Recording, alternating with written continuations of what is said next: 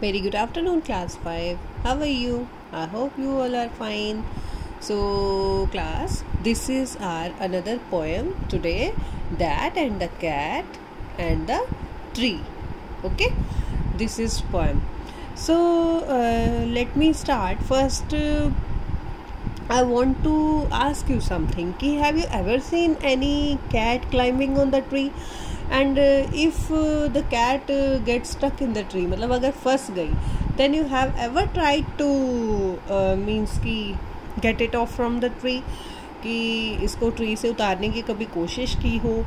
सो इस पोएम में कुछ ऐसा ही है कि क्या होता है कि जैसे अगर मान लीजिए कोई भी एनिमल किसी भी तरह की ट्रबल में है, कि if you have ever try to help any animal in trouble, कि जब वो मुसीबत में है तो आपने क्या कभी कभी कोई कोशिश की उसको उस ट्रबल से निकालने की. Read this humorous account of a man who tries to help a cat stuck in a tree. जो कि एक मतलब एक पर्सन होता है जो कि डिफरेंट तरीके से वो जो फंसी हुई कैट होती है उसको ट्री से उतारने में हेल्प करने के लिए कोशिशें करता है. So let me start the poem. This morning a cat got stuck in our tree. मतलब जो एक वो जो पोइट है वो बता रहा है कि इस मॉर्निंग में क्या हुआ कि जो आज सुबह थी वहाँ पे एक कैट जो है वो फंस गई हमारी ट्री में. डैड सेड राइट, कोई बात नहीं, ठीक है, just leave it to me, कि इसे मुझे छोड़ दो. अभी मतलब क्या है कि वहाँ पर एक डैड है और एक मम्मा है, तो वो आपस में डिस्कस कर रहे हैं. The tree was wobbly. Wobbly means कि मतलब जो है फैला हुआ सा है, थोड़ा सा झुका हुआ सा है. तो ट्री वॉज टॉल, लंबा भी है. तो मैम सेड फॉर गुडनेस, कि अच्छे के लिए प्लीज़ सेक डोंट फॉल, गिर मत जाना. फॉल स्कफ डैड, मतलब डैड ने एकदम से सरप्राइज होते हुए कहा कि गिर जाऊं. अ क्लाइंबर लाइक मी, मतलब मेरे जैसा एक ऊंचा चढ़ने वाला. चाइल्ड्स प्ले, दिस इज, मेरे लिए तो ये बच्चों का खेल है. यू वेट एंड सी, आप जो है यहाँ पे वेट करो और देखो. ही गोट आउट द लैडर. लैडर क्या होती है? ये वाली सीढ़ी. वो जो है एक सीढ़ी लेकर के आए. कहाँ से? From the garden shed. Garden में एक शेड बना हुआ है जहाँ पे मतलब कुछ सामान रखने का जगह है.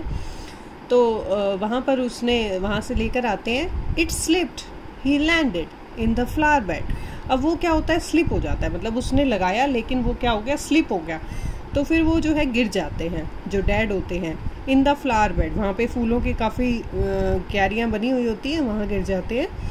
Never mind said dad. Dad ने कहा कोई बात नहीं. ब्रशिंग द डर्ट, झाड़ते हुए धूल को. अब जो नीचे जो गिर गए तो मिट्टी लग गई. Off his hair and his face, अपने बालों से और अपने चेहरे से.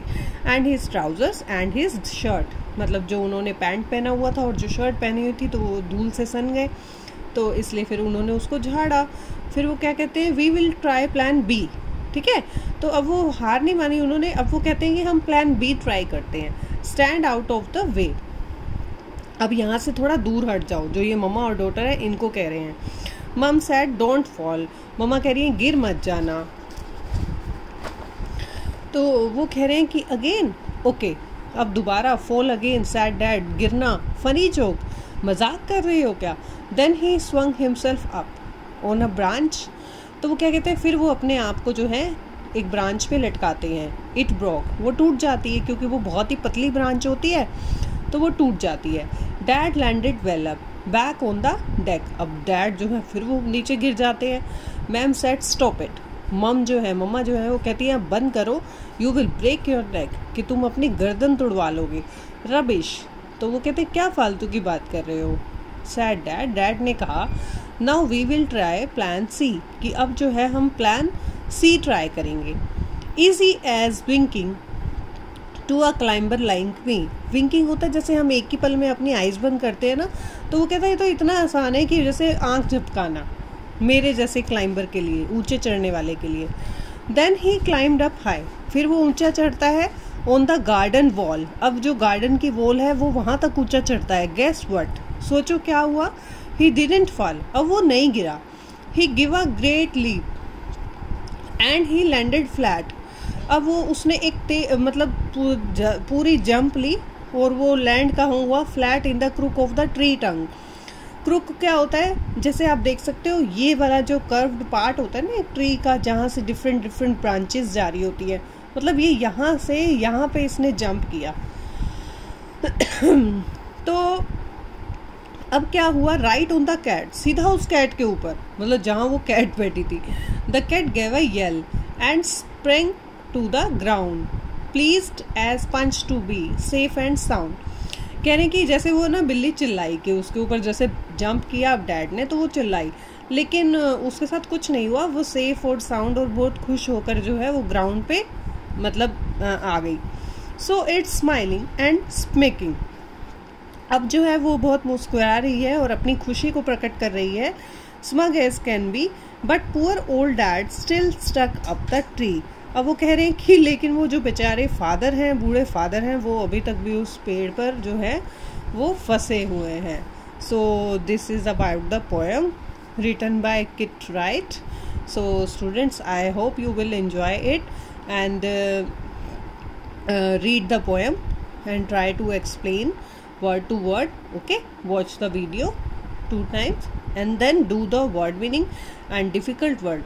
I'm going to underline some words, so difficult word and word meaning you have to do in your notebook. Okay, thank you.